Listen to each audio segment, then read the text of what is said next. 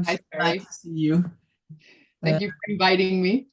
I'm happy to be here. Yay. So we've done, as you know, this is a series of conversations I have with friends and colleagues and ex-clients as well about their view on change and what they use for that and what is their passion at the moment in our field. I'm doing this in light of the 40-year anniversary of Intact Academy. Congrats. Yeah. We've been training up coaches, consultants, and leaders now for 40 years in 14 different countries. So, and you were also part of that as an Intact Academy angel, really. So I am really interested in who you are and what you're doing today. So maybe it's good if you would introduce yourself first. Okay. So my name is Rita Guseo, and this year is my 20th anniversary for leaving my previous profession, which was in marketing. Yes. And I basically stepped on the journey or started the journey of becoming a coach and a trainer and a team coach. So today I work with leaders and with managers and with people. I train them, I coach them to become better at what they are, who they are. Yes. And you have a very wide experience in that as well, in smaller and big business, I know. Yep. So that's fantastic. We've been walking side by side for Yeah. For many years. yes. So maybe you can tell me something about the work you're doing now, because my understanding is that you're really specializing in working with grief in organizations.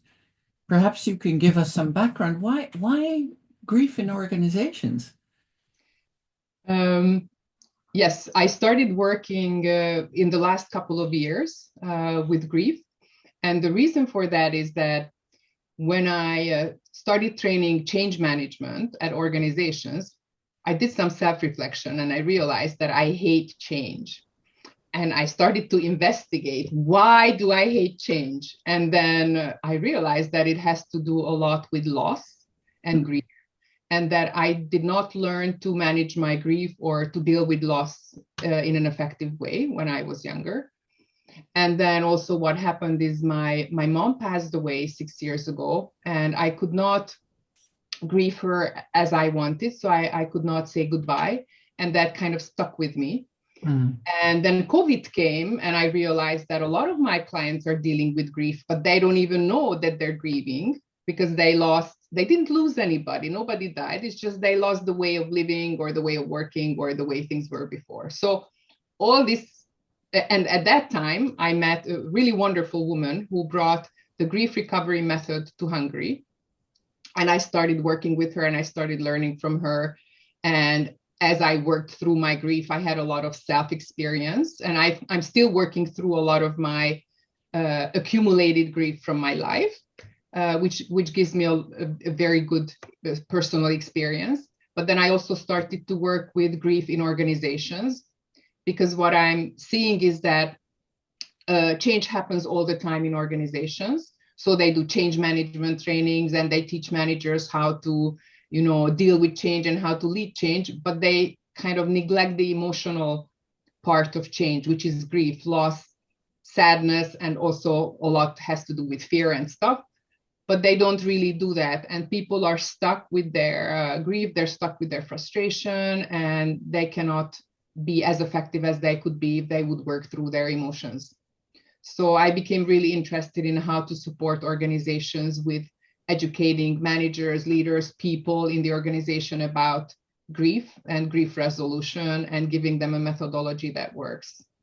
Oh, fantastic. So you said it was based on the grief recovery method, Yes. which is based, I guess, on the grief recovery handbook.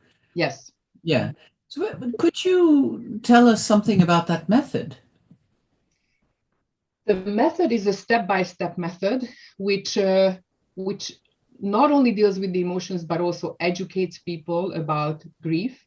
And we start with looking at how many types of losses we can suffer from during our life, because we're not even aware of it, and what kind of bad strategies we learn in our childhood to deal with grief, because we have to unlearn these strategies, or we have to become aware of them in order to switch them to new, better strategies.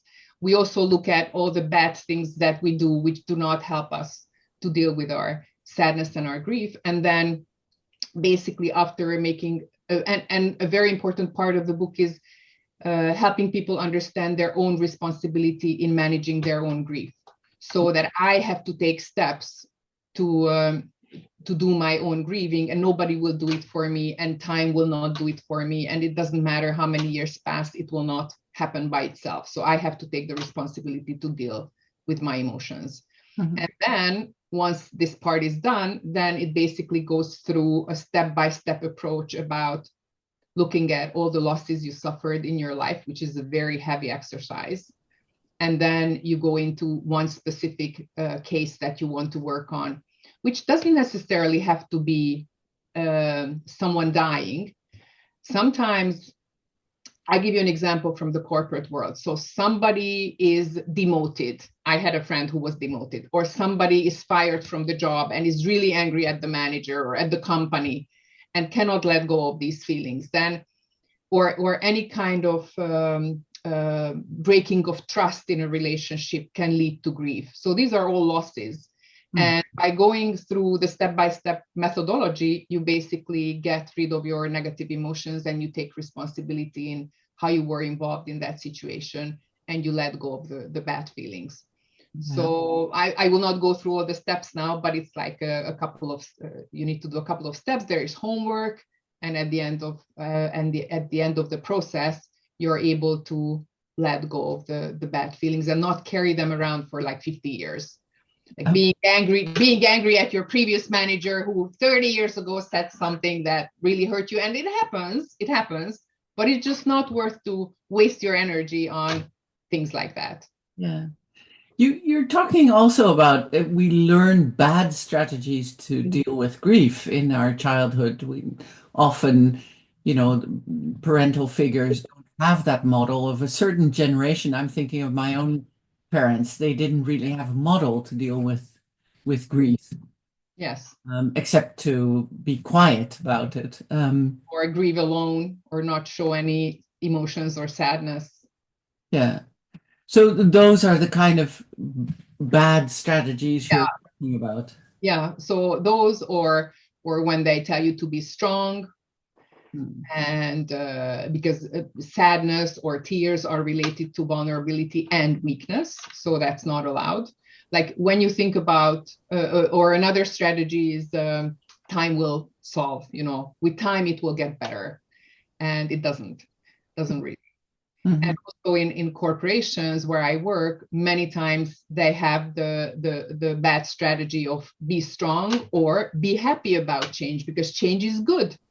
But that's fake happiness, because it's not authentic until you deal with all the shit with all the bad emotions that come with the change. Technical term. Yeah. Yeah. So, I'm thinking of many of my clients, and probably yours, where change is really a top-down affair and you're told to change.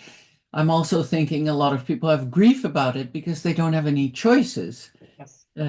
So that really causes a lot of grief as well. Or managers are afraid to talk about these things because they don't know what's coming at them. They don't know how to manage the emotions of the team. And then they rather don't talk about it at all. And they are suffering also from their own grief, which they're also not allowed to show. Mm-hmm. What do you think the function of grief is? So when you're talking to a manager and he's going, yeah, grief, why should I pay attention to that? What do you say to them? I talk about emotions, and many times I explain what authentic emotions, what it means to have authentic emotions. And the authentic emotion of grief is sadness. And when you allow yourself to be sad, that will be the source of saying goodbye and letting go. And when you have the ability to express your sadness in grief, then you will get what you really need, which is empathy and caring from others and understanding from others. If you not display this emotion, or if you do not feel this emotion, it will be more difficult for you to get closure and to let go of that loss. And you will also not get what you need, because if you're angry instead of being sad, I'm not sure people will be empathetic with you, or you will get the comforting that you really need. Yeah. So I do explain that, and then they understand. And I also explain that grief accumulates. So if you don't work through your grief, what can happen is that you suffer from a loss in the future, but that triggers all the grief that you have not resolved in the past, and then it can hit you much harder. Yeah. So it's better to be aware. Yeah. And then it's really painful to go into grief, because it's like, what's the word that pulls you down in the water? Yeah, I know what you mean. Yeah, We say draaikolk in Dutch, but in yeah, that's okay. oh, okay. But it really works that way, that you go down, but then you come up, and then you are much lighter, and you feel much better. I know, because I've done it about 20 times now in the last 3-4 years. My own losses, I've dealt with them one by one. So Never do anything to a client that you're not willing to do yourself. yeah, exactly.